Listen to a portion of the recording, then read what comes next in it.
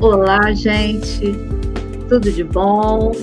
Mais uma vez nós estamos aqui com pessoas muito especiais. E hoje nós vamos conversar com o Mário Suriani e nós temos como convidada a Gislane. Ela vai se apresentar também, vai dizer, né, o trabalho dela. Mas, enfim, eu quero mostrar para vocês, quero falar para vocês como é que eu conheci, como é que eu cheguei ao Mário Suriani. Olha, gente, é o universo, né? Então, eu encontrei o Mário Suriani através, olha só, do Hernani Guimarães Andrade, que fundador do Instituto Brasileiro de Pesquisas Psicobiofísicas em São Paulo, e com o Alamar Regis Carvalho, que foi o editor da revista Visão Espírita. Como eu cheguei ao Mário? Através dessa revista aqui. Olha, Visão Espírita, uma revista maravilhosa, muito bem editada, muito bem preparada, onde eu publiquei um ensaio sobre ressurreição e reencarnação. Passadas décadas, eu não encontrava a revista e eu queria essa revista de novo, e procurando, Mário estava ali vendendo. Então foi a partir desses contatos que a gente continuou conversando sobre o trabalho dele, né? E aí, Mário tem 2 livros publicados, que nós vamos conversar sobre ele, e até nós chegarmos aqui, e por que Gislane também? Por que nós chegamos também a Gislane? Vamos começar aqui sobre a biografia do Mário, né? O Mário, ele nasceu em Ponte Alta, distrito de Uberaba, em Minas Gerais. E o Suriani, gente, olha só que coisa interessante. O Suriani é um sobrenome de origem italiana, a linhagem lá em Perugia, em Magione. Então, você veja como os outros povos, né, eles vão nos promovendo, né, a formação da nossa sociedade, né? Nós temos Espanha, nós temos África, nós temos Portugal, Itália, né? E hoje nós estamos nos encontrando aqui por conta de nossos ancestrais. Aqui eu os reverencio, né? O Mário, ele mora em São Paulo desde os 12 anos. E foi no meio espírita que ele descobriu o talento literário, tá? Então, Mário, agora eu queria que você falasse um pouco mais dessa biografia, da sua formação, nos complemente aqui, tá bom? É um prazer estar e agradeço a oportunidade de estar aqui conversando com você. Eu que agradeço, obrigado. Um olá a todos, as pessoas que acompanham e assistem. É uma alegria enorme e muita gratidão à Sônia por essa oportunidade de divulgar o nosso trabalho, falar um pouco de nós, né? Então, confirmando, como você falou, eu sou neto de italianos, eles vieram para o Brasil, o avô paterno veio para o Brasil em 1888, quando começaram a chegar os imigrantes. A minha avó, né, que eles acabaram se conhecendo no Brasil, veio no final do século, 1897. Aí tiveram 12 filhos, mas ele morreu muito cedo.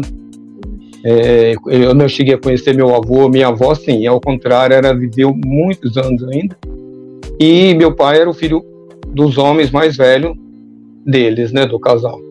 E assim foi, nasci em Ponte Alta, como você falou, estudei lá até os 12 anos, mas aí como minha mãe desencarnou em 1962, lá em Uberaba, e meu irmão já tinha ido para Brasília, procura de melhoras.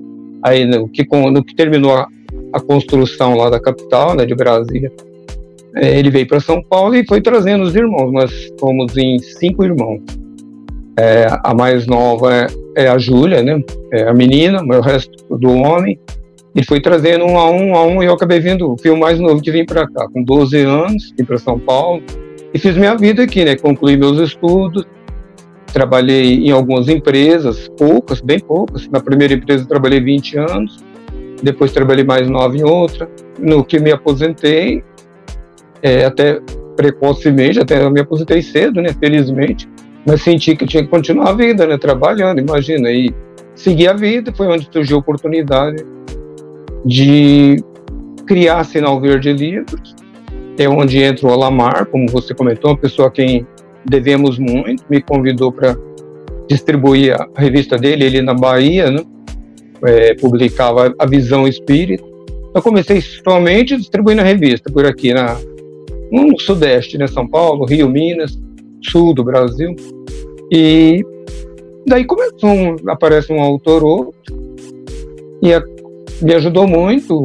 Fui aos poucos construindo a Sinal Verde, e era, assim, não vou dizer assim que fosse um sonho. Eu gosto muito de livros, né, sempre lendo bastante, desde criança, e deu muito certo, né, as coincidências da vida, né, que depois eu te conto um pouco sobre 62, que era a desencarnação da minha mãe, por coincidência. Depois lá na frente nós contamos do professor, né, que foi no mesmo ano, bem pertinho dela, e eu não sabia, né, tão criança.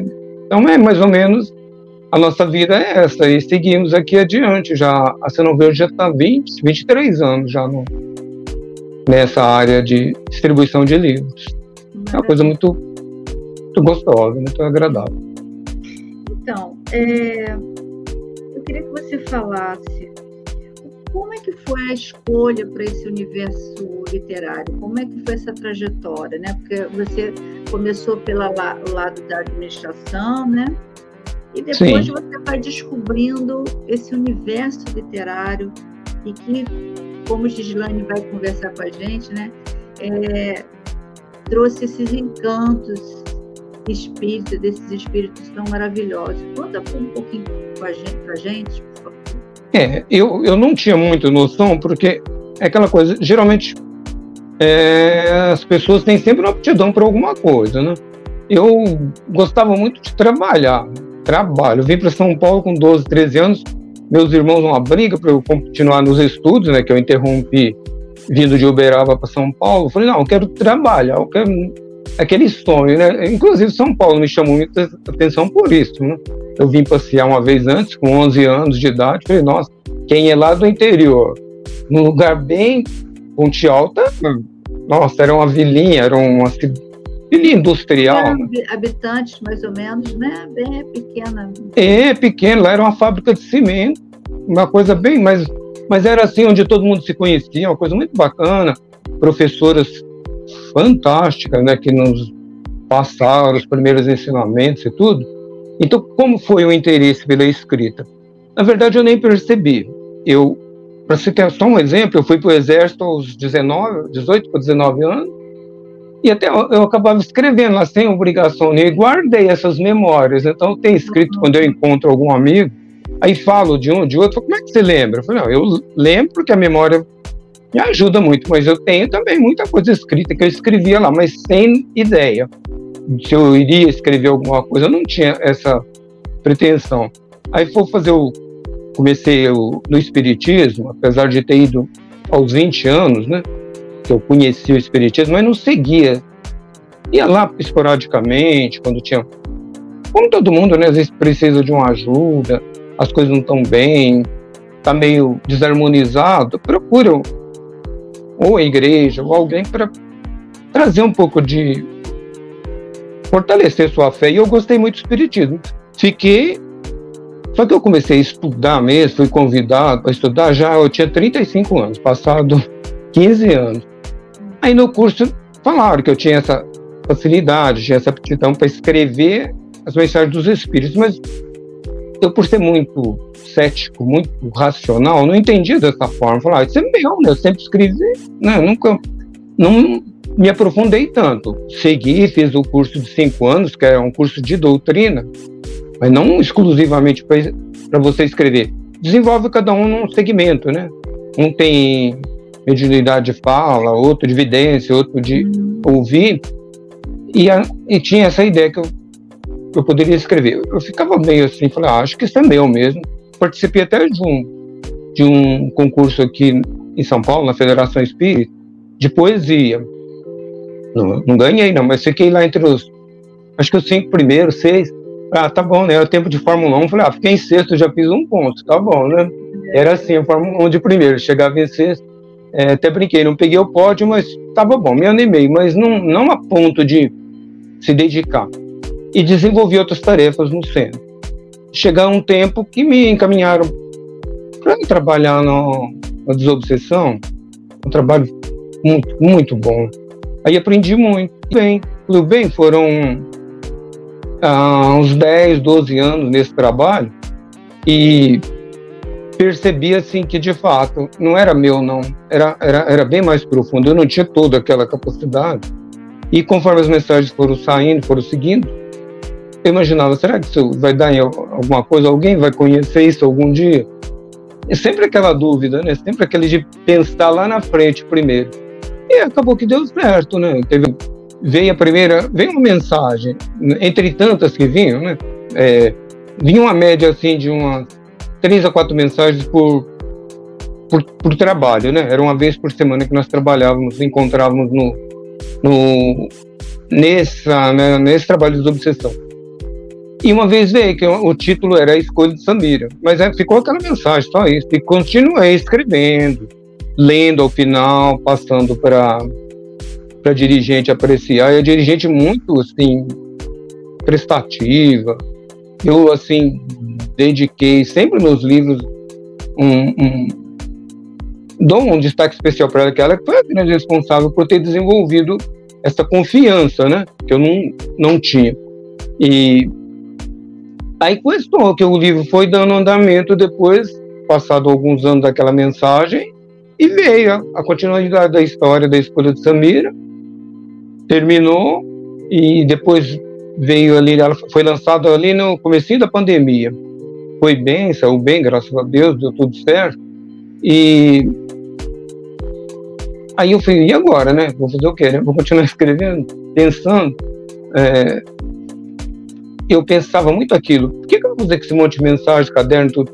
Aí das mentoras que mais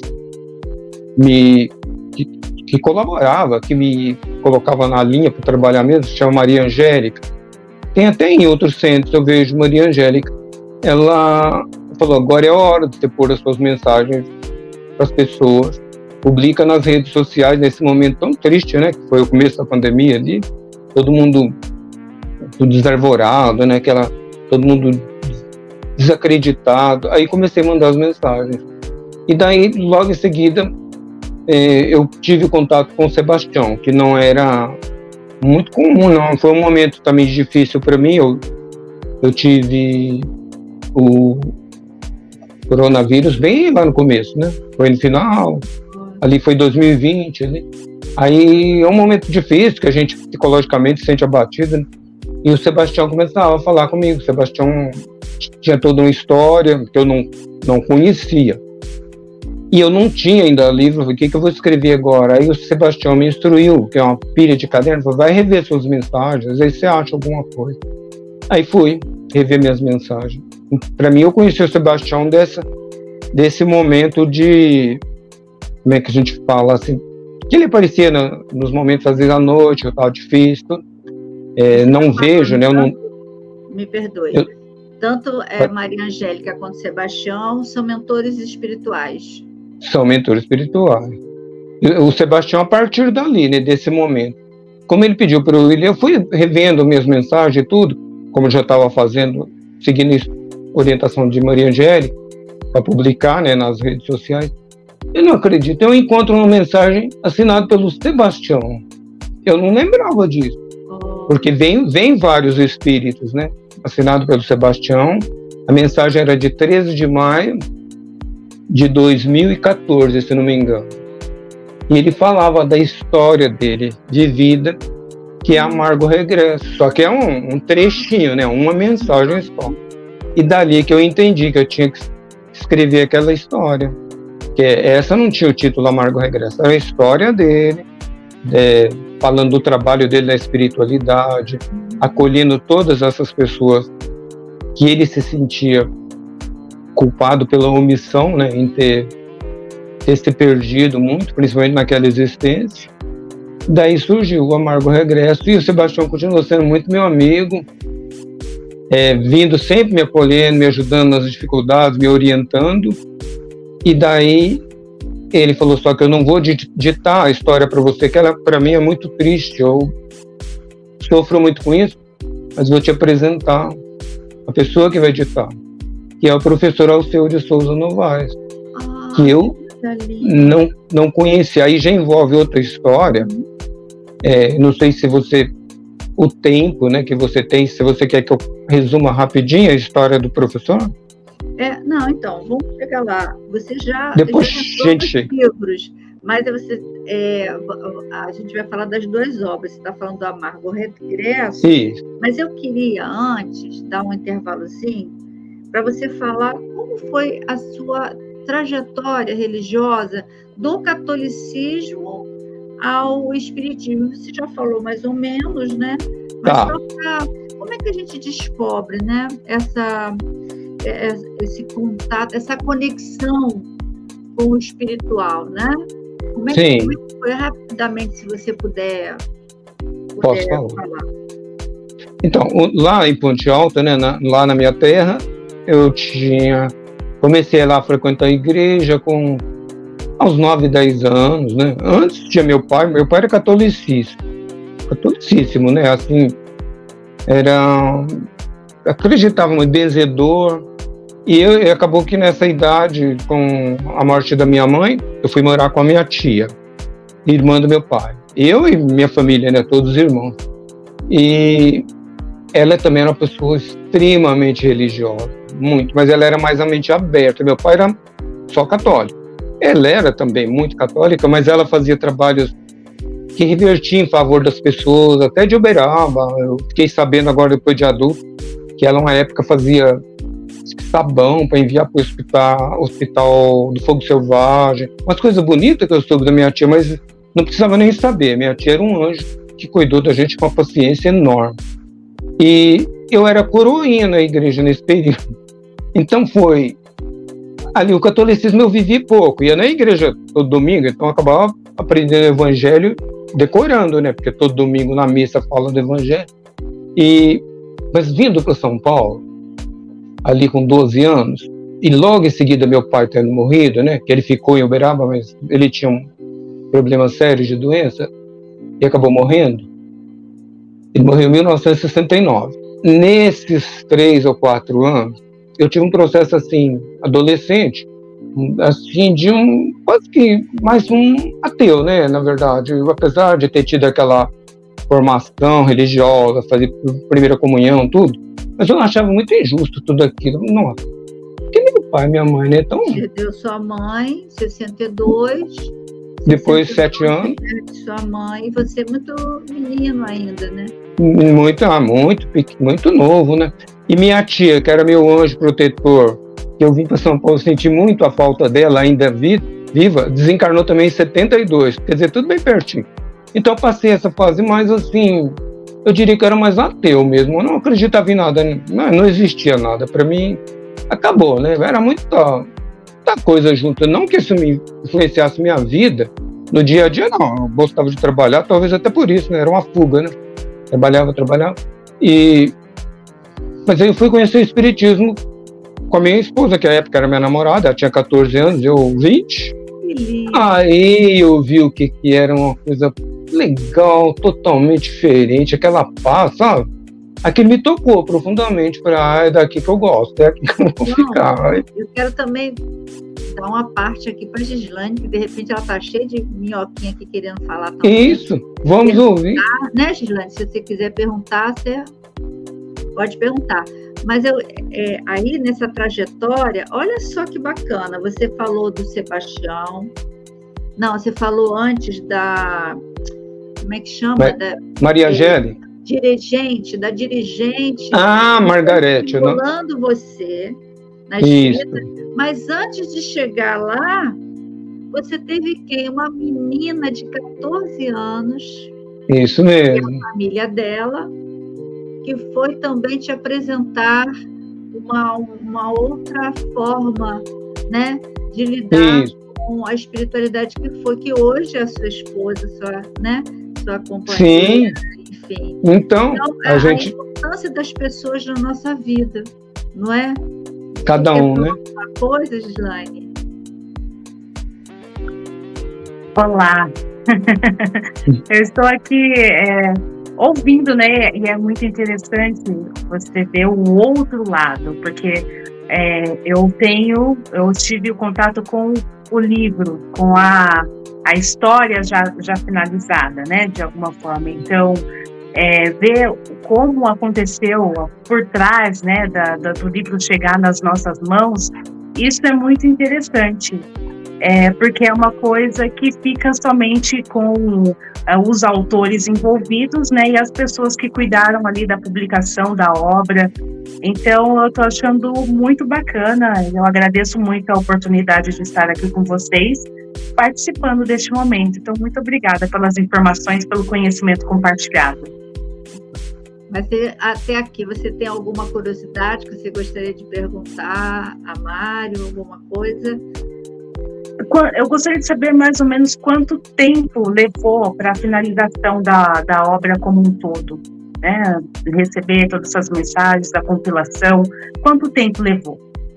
Então, peraí, mas vamos deixar a Gislaine em suspenso, porque para você terminar de como você entrou na religião espírita através... Qual é o nome da sua esposa?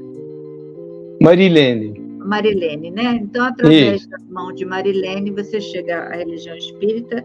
E quando a gente for falar do livro, a gente volta à pergunta de Gislaine, que é importante. Né? Muito claro. Legal. Então, você termina da Marilene. Então, Marilene, aí vamos... como eu te falei, né?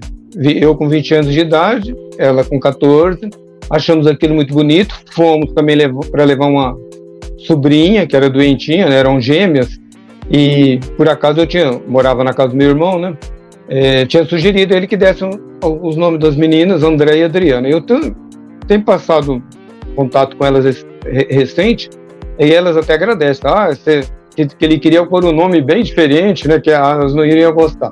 Enfim, a Adriana é uma das grandes responsáveis por eu estar lá também, porque ela estava doentinha, não encontrava a cura, né, lógico, ia aos médicos e tudo, mas estava muito fragilizada, né, ainda bem novinha, 1 aninho de vida. Aí levamos, a Adriana ficou bem, meu irmão, que às vezes ia lá no André Luiz, seguiu a vida dele em outra direção, e eu e a Marilene ficamos no André Luiz, indo esporadicamente, mas aí a partir de uma época, passado alguns anos, a gente procurou estudar, tanto ela quanto eu, fazer os cursos necessários para trabalhar na casa, né?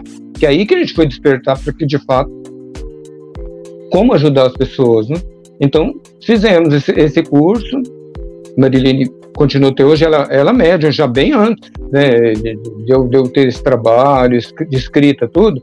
Ela sempre foi médium de psicofonia, né? Ela, rapidamente.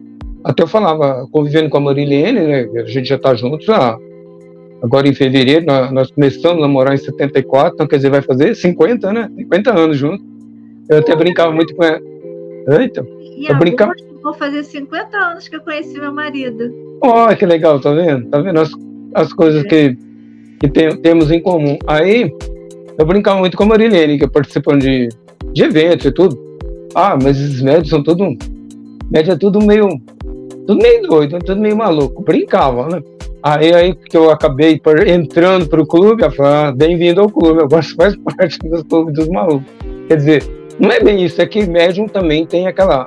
Eu acho que o que escreve nem tanto, mas o que fala, o que ouve, ele tem aquela dificuldade de conviver com dois planos, né? Principalmente quem vê, né? Então tem que ter muito equilíbrio, é muito difícil, eu acredito. Eu não tenho evidência, mas eu vejo, às vezes, histórias do Chico, né? Que ele tá vendo um espírito e os outros não estão vendo. E fala para quem não tá vendo e pensa que a pessoa não tá bem, né? Do próprio mental. É interessante você falar isso, porque eu até no meu canal, esses dias eu lancei a terceira, foram 3 vídeos A última série foi Desconstrução de Prefixo. E foi do para, né? O prefixo para usado no conceito de normal, paranormal. E eu ali, nessa live, eu coloco que, na verdade, não cabe mais, né? Essa coisa do paranormal. Sim. Então, não cabe mais as pessoas que não têm essas habilidades afloradas, né? As habilidades extrasensoriais afloradas, não cabe mais achar que o outro é doido, é isso, é aquilo, né? Então, está na hora da gente acordar para esta realidade, porque é uma realidade. A realidade que todo ser humano, você, eu, Gislane, todo ser humano, temos essa capacidade. Agora, existem aqueles seres humanos que naturalmente conseguiram aflorar, ampliar as suas habilidades, né? Dos sentidos, os seus sentidos aflorados. Então, é a clarividência, né? Então, o olhar ampliado para o invisível, a audiência, a psicofonia, né? Que é a capacidade de você ouvir uma pessoa que você não vê materialmente, enfim, por aí vai. Né? É verdade. É muito importante isso. Claro. Então, finalizando aqui essa parte da escolha, dessa trajetória, né? De você sair do catolicismo, passar por um período de muita dor, né? A dor da perda, e aí você se desconectar do invisível, e aí você conhece Marilene, e através de Marilene você volta a ter esse contato com o invisível, mas através do kardecismo, né? Isso, exatamente. E aí, nós já estamos quase chegando lá na Gislane. E aí você chega, vamos chegando à sua obra, que você já falou um pouquinho, né? Você chega ao Sinal Verde. Como surgiu a editora, né? Uma editora, Sinal Verde, e por que esse nome? Que eu também vou perguntar a Gislane por que Estante Branca. Mas vamos aqui ao Mário primeiro, né? Como surgiu a Sinal Verde? Conta um pouquinho da sua editora. Então vamos lá. Então vamos voltar para o Alamar Regis, que foi assim que me fez esse convite. E na oportunidade, como ele tinha muita dificuldade para manter um programa de televisão, você vê que naquela época você manter um programa de televisão no ar, né, durante o tempo que ele manteve, é uma coisa assim inacreditável, porque o custo é alto, né? E ele se aproximou das Casas André Luiz. Eu fazia parte do conselho das Casas André Luiz. Então fez assim, tipo um trio, né, para tentar, eu ligando as duas partes, a Alamar e as Casas André Luiz, e veio a ideia da pessoa, do presidente da casa, que deveríamos abrir uma empresa para dar o apoio lá para o Alamar, mas que não fosse vinculado diretamente ao André Luiz. Aí eu me desliguei da parte do conselho da casa, né, já que eu ia desenvolver uma coisa mais profissional, e demos início ao aquela parceria entre os três, distribuindo a revista do Alamar e esporadicamente surgindo algum pedido de livro. Aí começou a Sinal Verde. 2001, exatamente. Aí começou a Sinal Verde Livros, em São Paulo, ainda não era em Guarulhos, estávamos na cidade de São Paulo. E por que o nome Sinal Verde? Que eu pensei, geralmente o espírita, por ter assim, muita ligação, muita gratidão ao Chico Xavier, dá nome à casa, ou a um livro, ou algum projeto, o nome dos livros dele. Então, o Nosso Lar já tem bastante, Mensageiros, tem muitos centros, chamamos Mensageiros, Obreiros, o próprio André Luiz tem uma editora que chama Mundo Maior, é um título dele. Assim, nós tem muitos títulos de livro, né? Eu falei, qualquer um desses vai ficar, já tem outros, eu pensei, algo inédito. Aí coloquei Sinal Verde Livros, achei que tinha mais bonito, porque ele tem um livro chamado Sinal Verde, né? De mensagens. Que maravilha. Então, aí foi essa a razão. Até brincaram comigo à época, né? Porque eu te falei que eu gosto muito de futebol. E aqui em São Paulo eu torço pro Palmeiras. Você pôs Sinal Verde por causa do Palmeiras. Não. Não exatamente, tudo bem que Tem casou. uma conexãozinha, né? Uma conexãozinha. Uniu ali, mas na verdade foi por causa do livro do Chico Xavier. O que eu achei bacana, o que eu achei bonito, é que a editora ela tem um propósito, né? O propósito de auxiliar pessoas no processo evolutivo através da leitura. Fala um pouquinho desse propósito. Agora, de criar a editora? A editora que você criou, você colocou lá, né? Ela tem, aqui tá, deixa eu mostrar aqui, mas eu vou colocar o link também. Não, tranquilo. Aqui, ó, tá. Comprei o livrinho aqui, é um dos livros da editora, né? Tá. Da obra, né? Tá. E vem com esse propósito, né? De auxiliar. Tá, então, no começo, os nossos primeiros livros eram pouquíssimos que nós distribuíamos, mas foi crescendo, foi evoluindo assim, rapidamente. E chegou um momento que eu pensei, por que não editar também livros, não é? Porque a gente estava distribuindo. Nós distribuímos não só a revista do Alamar, depois distribuímos uma revista que surgiu aqui em São Paulo, chamada Além da Vida, distribuímos a Revista Internacional de Espiritismo, essa até hoje. Distribuímos a Espiritismo e Ciência, uma revista esotérica chamada Sexto Sentido, muito conhecida, vocês devem ter ouvido falar, até ela já não publica mais. Então foram várias revistas, e qual era o objetivo? É levar essa mensagem tão consoladora, esclarecedora, tudo aquilo no sentido de ajudar as pessoas e também com que a gente pudesse crescer profissionalmente, né, ter mais autores à disposição dos nossos leitores. E no momento, então, nós editamos alguns livros. Eu editei uns livros do José Reis Chaves de Minas Gerais, Belo Horizonte. Editamos um autor lá do Ceará, de Fortaleza, Luiz Gonzaga Pinheiro, até focado nesse assunto de desobsessão. Ele é muito especializado nessa área. E fizemos CDs, DVDs, né, de outros autores. O objetivo fundamental era esse, fazer um trabalho que viesse a contribuir, que não ficasse só revendendo livros, né, que pudéssemos publicar também. Mas a editora aí ela surgiu já no momento de crise, né, no momento que antes da pandemia nós já vivíamos um começo de crise. E ali a editora publicou poucas coisas. Aí parou, voltamos a distribuir, só distribuindo. Maravilha. E os meus livros, por exemplo, né, os nossos aqui dos espíritos que nos ajudaram, acabaram sendo editados pela AM, que é de próximo de Campinas, ali próximo da cidade da Gislaine, em Capivari, né? Eu não conheço pessoalmente Capivari, eu não conheço. Mas distribuído pelo Arnaldo, que é o que conduz os trabalhos da AM Editora. É os 2 livros que nós participamos. E tem um terceiro pronto, já vindo por aí.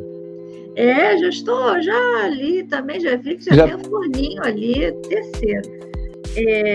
Bom, então o Mário já publicou 2 livros muito importantes para esse conhecimento da conexão que nós temos com os outros planos, vamos dizer, com o mundo invisível, né? Em 2020, Mário publicou A Escolha de Samira pelo espírito Soro Helena. E essa história se passa no século XVI. Foi publicado pela editora M. E agora, recente, fresquinho, em 2023, foi publicado Amargo Regresso, pelo espírito do professor Alceu de Souza Novaes, e a história se passa no século XIX. Sim. Então, quer fazer a pergunta, Gislaine? Assim, eu faço a pergunta, então, eu li o livro A Escolha de Samira. Nós recebemos esse livro da editora M numa parceria que nós tínhamos, né, junto ao canal. E foi uma leitura muito, muito prazerosa de ser feita, muito rápida, porque você se envolve com os personagens, você se envolve com a história, e isso é muito gostoso, assim, né? Você quer saber aonde que vai chegar, qual que é o final de todo o envolvimento, né, que está ali. Então, assim, é muito interessante saber como que se construiu essa história, como foi contado um pouco, né, de todo o trabalho por trás da publicação. E eu queria saber, assim, uma curiosidade, quanto tempo levou, né, para o trabalho, desde quando ele começou até a sua finalização, até, de fato, ocorrer a publicação e ser entregue na editora. Eu queria saber um pouquinho a respeito. Tá ótimo. Então, a Escolha de Samira começou com uma mensagem lá atrás também, bem parecida com a do Sebastião. Só que a Escolha de Samira não foi tanto tempo. Eu acredito que ali por volta de 2014, no mesmo ano que veio a mensagem do Sebastião, talvez um ano antes, 2013, eu não me lembro bem. Mas logo uns 2 anos depois, já veio a continuidade, já veio uma segunda mensagem, que não ocorreu, né, no caso do trabalho com o Sebastião. Já veio uma segunda mensagem, já mostrando, já dando uma posição clara que seria um livro, então que poderia se preparar. Então, os primeiros capítulos foram ali mesmo, no centro, nos dias de trabalho, os primeiros. Inclusive, eu acompanhei um palestrante a um centro aqui em Mauá, uma cidade na Grande São Paulo, e que por acaso é esse que eu até me referi, que nós editamos um livro dele, o José Reis Chaves. Enquanto ele fazia palestra, me deram um lugar para ficar no centro, bem tranquilo, num nível superior, ali no andar superior, né, porque o centro ficava embaixo. E eu ali sozinho, com os livros, nada para fazer.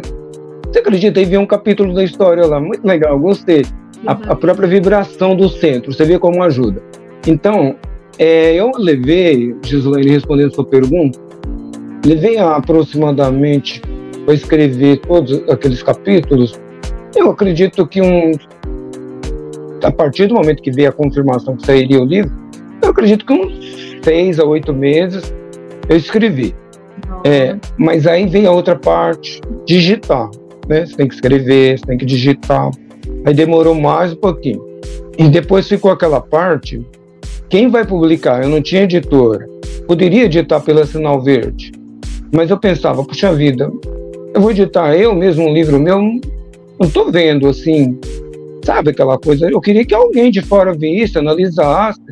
Tem, vamos dizer assim, vamos dizer assim, bem claro, tem valor para vocês, isso vale a pena editar, né? Sabe, é o ceticismo, né? O racionalismo extremo. Aí eu mandei, acho que para nesse caso, acho que foi direto para a Amy, eu não me recordo de ter tentado, até eu não vou me lembrar, mas aí fica aquela coisa de procurar a editora, quem vai ser, que vai editar. Tinha a própria editora do centro que eu frequento, mas não houve assim nenhum pronunciamento por parte da direção. Eu também, um pouco tímido, um pouco receoso, não quis perguntar, não, né? Sabia que tem um trabalho, né? Então fiquei, até que surgiu a Amy, eu não sei, não me recordo se eu cheguei a tentar outra editora. Se teve, foi 1 ou 2, mas não acredito não, porque as editoras em São Paulo já estavam no processo envolvido com a crise, muita editora sendo comprada. E como eu tinha amizade com o Arnaldo, acho que eu vi o Arnaldo uma vez na vida só. Mas mandei para ele levou um tempo para analisar, aprovou. Dali, eu esperei, como passávamos por um momento difícil mesmo, ele me explicava sempre que estava em dificuldades, e claro, a gente entendia. Acho que eu esperei mais 1 ano, aí publicou, levou então, entre tudo, ele levou 4 anos esse livro, demorou bastante, né? Foi uma história, e às vezes eu conto, que agora eu não fazia palestra, meu trabalho nunca foi nesse sentido, mas com o livro eu procurei, né, me aprimorar mais, fazer palestra, e eu conto nas palestras isso, falo, gente, não é só escrever, digitar, achar o editor, você tem que divulgar também, né? Você tem que ir à luta para mostrar para o público que tem um novo trabalho, né? E quanta gente pode ler e trazer esse feedback, né, para a gente, olha, aprovei, isso é muito bom para a gente continuar no trabalho, ótimo, né? E a maioria foi, eu diria para você que foi quase 100% de aprovação. Houve uma crítica que eu li, não fiquei chateado não, mas foi só uma, né, no meio de tantas, então vamos lá, continuamos com o trabalho. Daí prosseguiu, o amargo regresso não foi tão demorado, não. Demorou eu despertar para a mensagem que estava lá bem atrás, mas a hora que escrevi, passou rapidinho, digitei rápido, mandei para o Arnaldo rápido, aprovou rápido. Acho que amargo regresso não foi nem metade da escolha de Samira. A escolha de Samira foi meio emperrada, né? Mas graças a Deus deu certo, saiu, né? O próprio espírito, Sora Aurelina, é muito paciencioso. Ainda bem que ela tem essa paciência até comigo, né? Porque eu também sou meio difícil para algumas coisas, para acreditar, né? Por tudo isso. O fato do professor Alceu ter atuado em vida, né, na educação, ele foi inspetor técnico de ensino, pode ter facilitado isso, a experiência dele? Eu acredito sim, porque o professor Alceu, eu acabei que vendo a vida dele, muito pouca por sinal, mas acabei vendo a vida dele antes, e não sei se você quer contar um pouquinho de como foi, posso contar? Porque assim fica mais fácil de entender. Professor Alceu era da minha terra, de Uberaba. Ponte Alta começou no ano que eu nasci, 54. Naquele ano, ele colaborando com o Jornal de Uberaba, eu gosto muito de ficar pesquisando, isso eu estou sabendo agora, né? Pois de uns 10 anos para cá, eu gosto muito de pesquisar aquilo que eu não vivi na minha terra. Sim. Então, vou lá ler aqueles jornais antigos, procuro o nome de pessoas da época, e eu li uma matéria dele, foi a primeira sobre Ponte Alta, quando ainda nem existia a fábrica. Quando eu li aquilo, nossa, fiquei deslumbrado, falei, nossa, esse senhor tem um estilo parecido com o meu jeito de escrever, meio assim, meio irônico, meio, sabe, meio cheio de graça, assim, de escrever meio... Aí, o que aconteceu? Eu fui ver a data que ele teve lá, acho que 14 de janeiro, eu nasci dia 11 de janeiro daquele ano. 3 dias ele está na minha terra, fazendo a primeira matéria. Aí achei aquilo muito interessante. Depois, ainda antes do livro, falei, deixa eu saber um pouco do professor, né? Aí fui ver, ele morreu no mesmo ano que a minha mãe, na mesma cidade, 4 meses depois. Engraçado tudo isso, mas tudo ficou para mim no plano das coincidências. Depois, com o Sebastião, que eu vou saber, que ele me informa e quem ia ditar a mensagem, que ele não gostava de ter aquelas lembranças tão desagradáveis para ele, né? Seria o professor Alceu, que trabalhava com ele há muito tempo já no serviço socorristas, que o Sebastião dirige, né, na espiritualidade. Aí fico pensando, conexão, gente. A conexão. Você vê? É maravilhoso. É impressionante. Né? Incrível, minha mãe desencarnou em abril, né?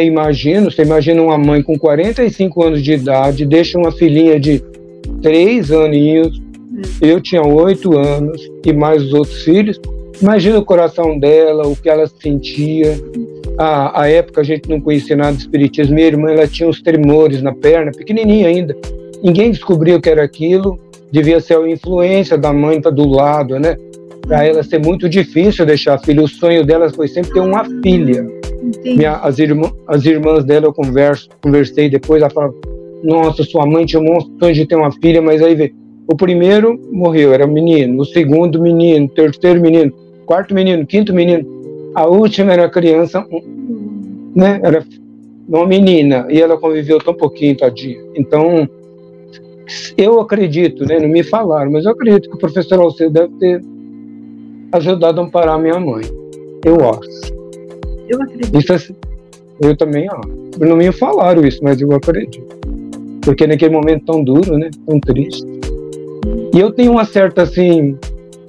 Eu tenho uma certa tristeza quando vou em Uberaba. Hoje é um pouquinho mais... No começo eu falava que eu não gostava de Uberaba, não. Ah, não gosto de Uberaba, não.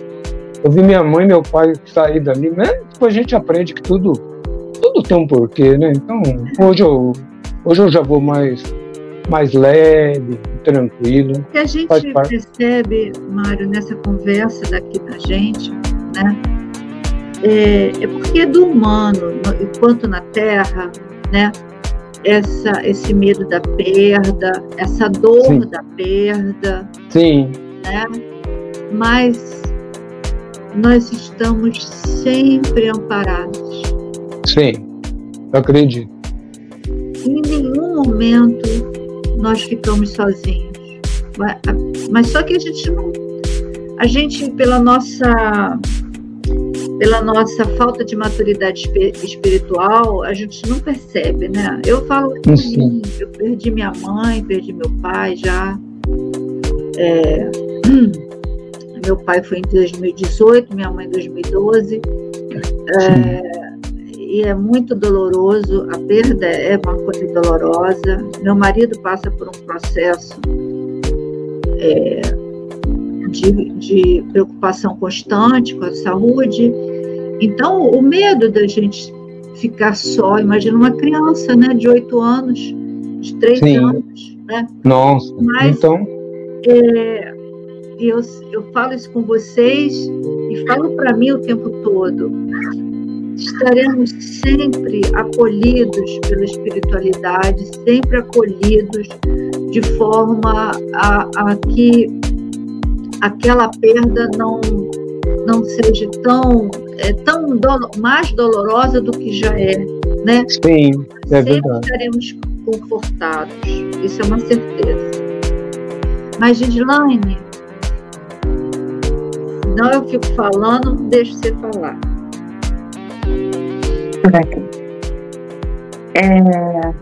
Falando, né, sobre essa questão de dor, né, de perda, a gente ainda não sabe muito lidar com isso, né? A gente tem uma dificuldade de lidar com a morte, a gente tem uma dificuldade de lidar com as dores da vida. Mas eu cheguei nesse caminho, né, da espiritualidade também através da dor, como uma grande parte das pessoas, né, acaba acontecendo. Eu acho que essa parte da espiritualidade, ela é muito importante por conta disso, para trazer essa questão do conhecimento, da informação. Então, mesmo que aquilo doa, traz também um conforto de saber que nós estamos sendo amparados, de que as coisas não terminam por aqui, né? Que a gente está seguindo um caminho que, de repente, a gente precisa de aprendizado, a gente precisa de lidar com as nossas situações. Então, o livro, por exemplo, ele é um instrumento muito importante para isso. É um instrumento que me auxilia todos os dias e me auxiliou muito no comecinho dessa minha jornada, do despertar, né? Então, traz esse conforto, esse acalento de conversar com outras pessoas, né? Porque o livro é uma conversa, é um diálogo. E da gente se conhecer através disso. Não entendi? Foi daí que surgiu a Estante Branca? Quero que você fale um pouquinho dela. Sim, a Estante Branca, ela surgiu... Na verdade, eu já tinha um canal, né? Eu comecei com um blog com uma amiga minha. Nós somos formadas em biblioteconomia, então eu sou bibliotecária. E o livro sempre foi uma paixão na minha vida, né? Eu sempre vi meu pai lendo no sofá, e isso nasceu desde muito cedo. Então, nós tínhamos um canal antes do Estante Branca. Eu era leitora voraz de livros de terror. Eu era apaixonada por livros de terror. Então, assim, eu tinha uma estante em casa que ela era toda preta. Ela tinha livros, ela era até escura, por conta, né, dos livros que eu lia. E conforme eu comecei a adentrar a espiritualidade, a buscar um outro caminho, eu comentei com essa minha amiga, eu falei assim, a minha estante está ficando branca. E a partir daí foi muito interessante, porque nós começamos a trilhar juntas, né? A gente compartilhava os livros uma com a outra, ela já tinha um pouco mais de conhecimento a partir do espiritismo, e então nós falamos, vamos fazer então um canal que seja voltado para esse tipo de livro, para esses assuntos, e surgiu a ideia, e nós demos continuidade no projeto que nós já tínhamos de uma outra forma. Então, e para a gente é um ganho. Então, você também do kardecismo? Qual é a sua crença, sua vertente religiosa? É por aí? Não. Hoje eu não sigo nenhuma religião. Eu vivo a espiritualidade de uma forma mais livre. Passei pelo catolicismo, fui evangélica, procurei espiritismo, né? Então eu conheci as vertentes e cada uma delas me acrescentou algo. Porque são formas de viver a espiritualidade. Então, foram muito importantes para mim, né, para eu chegar no caminho que eu estou agora. Não digo não farei parte, não sei, né, o futuro nós vamos traçando cada dia, mas hoje eu vivo de uma forma mais livre. Então eu gosto de ler todo tipo, eu gosto de, se eu tiver que ser convidada para conhecer algum lugar, algum centro, eu vou com todo prazer. Então eu vivo hoje de uma forma mais livre. Assim. Eu também sou espiritualista. Sim. Veja, gente, como é importante o ser humano na vida do outro, né? Mesmo através dos livros, né? Como nós podemos nos formar. Então, Gislane, você, Mário, através dos seus livros, né?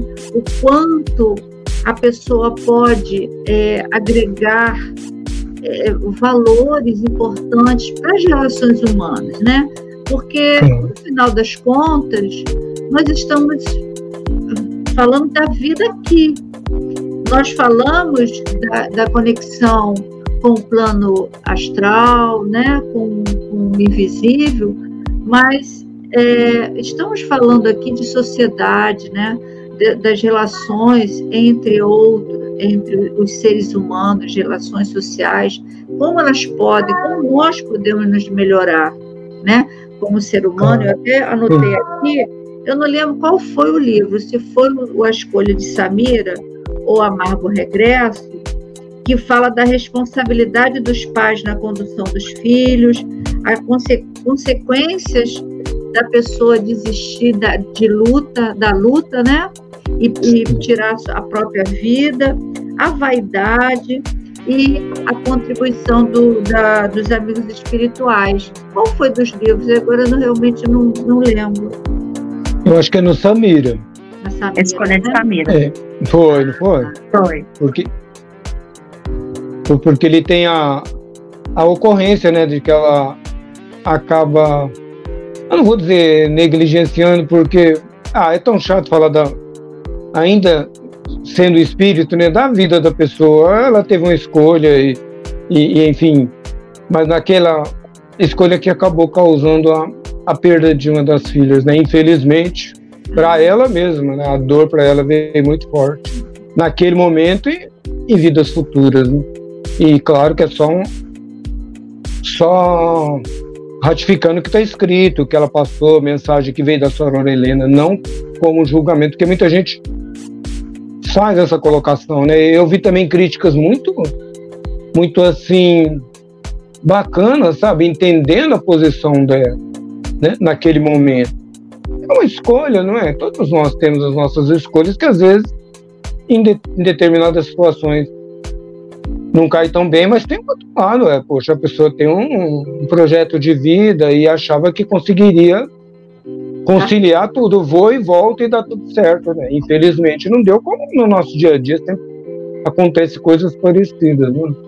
Então é muito difícil falar, né, nesse sentido, mas tem relação por causa disso, né? Por causa das filhas, a frase que você se referiu, né? Que é um caso que diz respeito mesmo a que a gente chama muito de lei de ação e reação, né? E infelizmente existe para todos nós, lógico.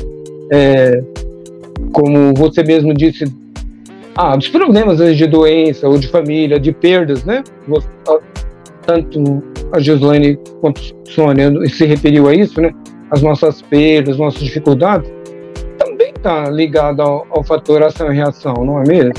Eu vejo no meu caso, tanto para minha mãe como para nosso filho, tem alguma razão, não foi por acaso. Uma cirurgia, uma coisa tão comum hoje, né, mas a época um pouco complicada, acabou e levou ela naquele momento, mas faz parte. Eu acho que hoje nós temos uma relação muito boa, eu já entendo, ela já entende, e eu sonho muito com ela, é uma pessoa, para mim, a mais importante da minha vida, mesmo, né, tendo convivido pouco tempo. É interessante, né, Mário, que você, aos 20 anos, você conhece alguém e com esse alguém você vai construir uma nova história, Então, você vai ter a acolhida, né?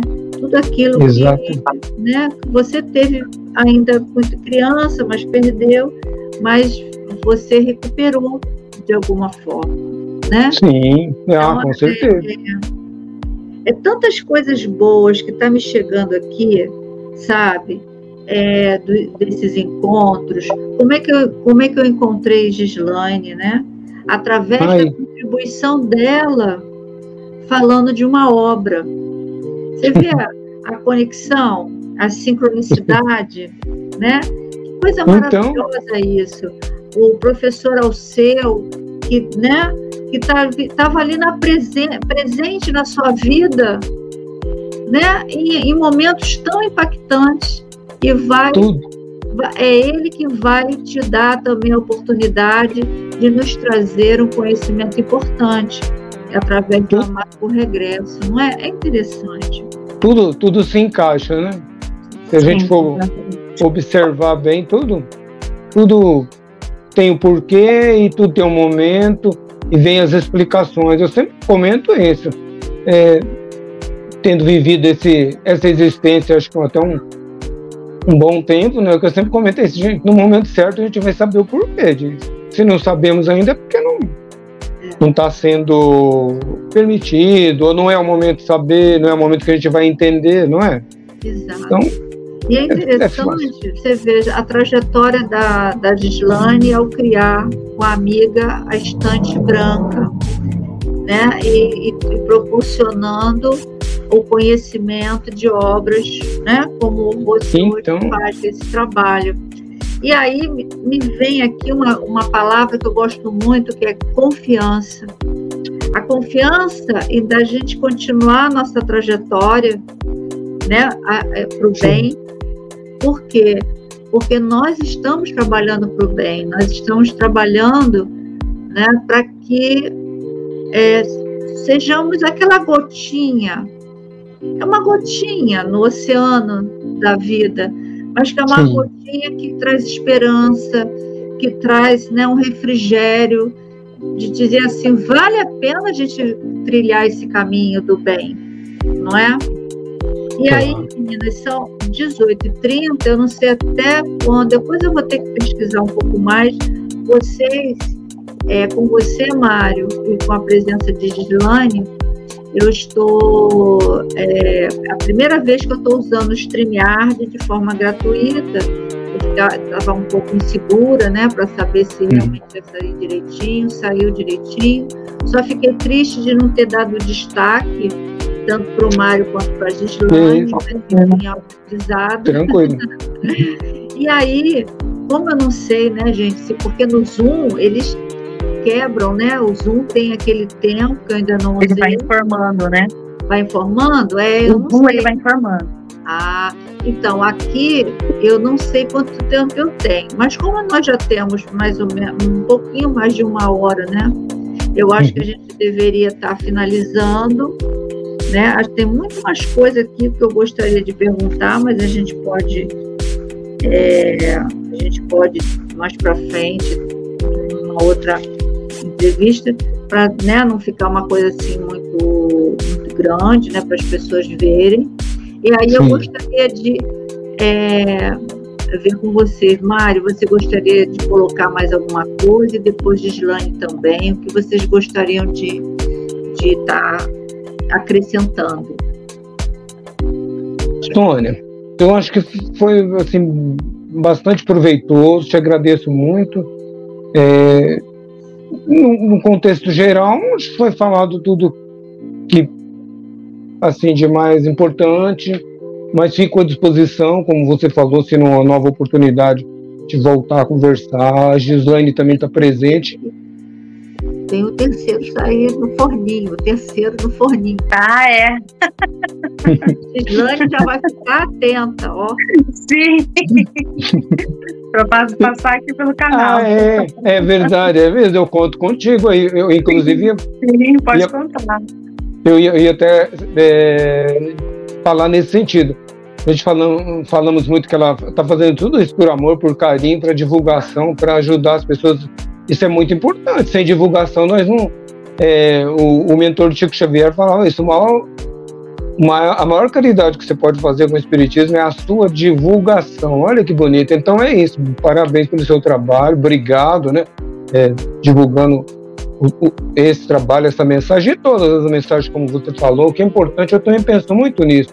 Minha filha, no momento que estava arrumando aqui para falar, que a gente é do século passado, ainda tem uma certa dificuldade, ela ajeitando as coisas dela aqui, não sei se vocês percebem, tem um Buda ali atrás. Ela falou, pode deixar o Buda? Eu falei, claro que pode deixar o Buda.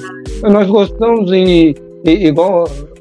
Eu acho que o espírita tem a mente aberta, e muitos segmentos religiosos cheios de gente muito aberta. Hoje em dia é fácil conviver, dá para perceber isso. Gosta do budismo, gosta de Umbanda, gosta de tudo. Maravilha, gente, tudo que é pro bem é bem-vindo, né? Nós precisamos muito, nós somos espíritos endividados a caminho da nossa evolução, né? Então vamos nos unir, que é muito mais fácil. De mãos dadas, vamos muito mais longe. Obrigado, viu, Sônia? Fico à disposição. Me senti assim, passou tão rápido e muito legal. Obrigado a Gislaine também, ela já tinha me falado a seu respeito. Fiquei tão feliz, tão satisfeito com o seu apoio e te agradeço muito. Uma honra estar aqui contigo, estar aqui com a Sônia. E nós estamos de lugares diferentes, né, longe um do outro e tão pertinho. Tão pertinho, né? Eu agradeço muito, Sônia, né, pelo convite de estar aqui com vocês hoje. Agradeço muito a oportunidade de estar nessa conversa com o Mário. É um prazer. A gente leu uma obra e depois a gente está em contato, né, com um dos autores da obra, e isso é muito bacana. Eu também agradeço a oportunidade de falar um pouquinho desse nosso trabalho, que é um trabalho de coração mesmo. Eu acho que é esse o caminho que nós temos que ter, aquilo que nos faz bem, aquilo que é bom, a gente tem que compartilhar. A gente vê muita coisa ruim sendo compartilhada. Sim. Então nós temos que parar um pouco e compartilhar aquilo que é bom. Então esse é o intuito do nosso trabalho no Estante Branca, né? Fazer assim, aquilo que nos acrescentou, aquilo que nos agregou, a gente passar para outras pessoas também. Porque isso é espiritualidade, mas também é educação. Eu sou muito a favor da educação, eu trabalho pela educação, então eu não posso cruzar os meus braços e não fazer nada. Posso ser uma gotinha, então que eu seja a gotinha. Eu acho que é esse o caminho. Então eu agradeço muito vocês pela tarde. Vocês gostariam de deixar uma mensagem para as pessoas nesse sentido, né, do acolhimento, da confiança, que a gente precisa tanto, de saber que nós não estamos sozinhos, enfim, o que vocês quiserem dizer para quem está nos ouvindo. Quer falar primeiro, Gislaine? Posso falar. Então fala, você primeiro. Obrigada. Eu falo olhando para a minha trajetória mesmo, né? O que eu acho que, assim, o que nós temos que ver é que nós, de fato, não estamos sozinhos, e a vida, ela não se encerra aqui. Então, não tenha medo de viver, não tenha medo de aprender, não tenha medo de cair, porque cair é necessário para a gente poder aprender a levantar. Então, a vida é isso, é uma aventura, a vida não é um castigo. A vida é um lugar para a gente aprender a ser um pouquinho melhor do que ontem, só um pouquinho. A gente não precisa se cobrar tanto, acho que a gente pode ser mais leve. Acho que esse é o meu recado. Muito bom. Muito bonito. Obrigada. Bom, vamos falar nós. Eu vou fazer assim um resumo dos três livros aí, que o terceiro a gente ainda volta aqui para falar, né? Com uma alegria, como está sendo agora. O primeiro livro fala de ação e reação, né? Então a gente atentar muito para as nossas decisões, porque tudo que você fizer vai ter uma volta. De preferência, você fazendo coisas boas, como você está exemplificando, Gislaine, no seu trabalho, vai retornar coisas boas, com certeza, sempre assim, né? Então, pensando sempre nisso, que a vida, nós estamos nesse constante, né? De ação e reação. E a segunda, que é do amigo Sebastião, nossa, como eu amo esse ser humano, né, na espiritualidade no momento, mas que me ensinou tanto. e que me ajudou tanto, que me tirou de tantas frias, você sabe? Aquele medo, que você não está bem à noite, acho que amanhã eu não estou aqui não. E ele aparecer para dizer, olha, fica calmo, relaxa, que não tem problema nenhum, é só na sua cabeça. Você está bem, seu corpo está bem, te falta confiança, te falta fé. Então, aprendi muito. E lembrando dele, no que ele sempre toca nesse assunto, o próprio livro fala muito, que é a omissão, né? A gente se omitir. Não é comigo, não vai acontecer nada. E que esse trabalho bonito, de novo, ressalto o trabalho aí, Giovanni, que você está se dedicando por alguma coisa, então todos nós devemos, né? A Sônia está se dedicando em levar essa mensagem, em ter esse trabalho de fazer as lives e dando oportunidade para as pessoas que queiram trabalhar no bem. Então, a gente não se omitir.